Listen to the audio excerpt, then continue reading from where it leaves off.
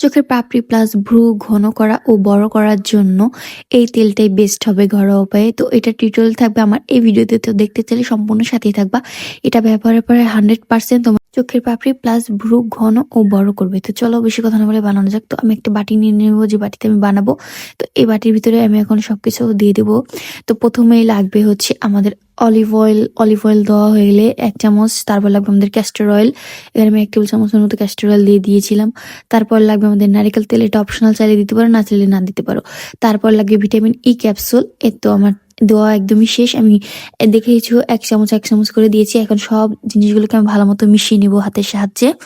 হ্যাঁ, একটু সময় নিয়ে ভালোভাবে এটাকে মিশিয়ে নিবা, যাতে সব ইনগ্রিডিয়েন্টস একদম ভালোভাবে মিশে যায়। এই তো দেখো আমাদের তেলটা ঠিক এইরকম একটা টেক্সচার চলে আসবে। আর হ্যাঁ, এখানে সব জিনিস মাস্ট দেওয়াই লাগবে। নারকেল তেলটা চাইলে তোমরা নাও দিতে পারো, সমস্যা নেই, কিন্তু castor oil, olive oil, vitamin E capsule এগুলো দিতেই হবে। যাই হোক, এখন সুন্দর মতো দিয়ে এটা আমাদের বানানো শেষ। এখন তোমরা এটা প্রতিদিন রাতে ঘুমানোর আগে তোমাদের ভ্রুতে প্লাস চোখের পাপড়িতে সুন্দর মতো লাগিয়ে নিয়ে আস্তে আস্তে ম্যাসেজ করে তারপরে দেন তোমরা এটা ঘুমাবা। তারপর দেখবা এটা টানা তোমরা 1 মাসের পরে ভালো একটা রেজাল্ট পাবা ইনশাল্লাহ।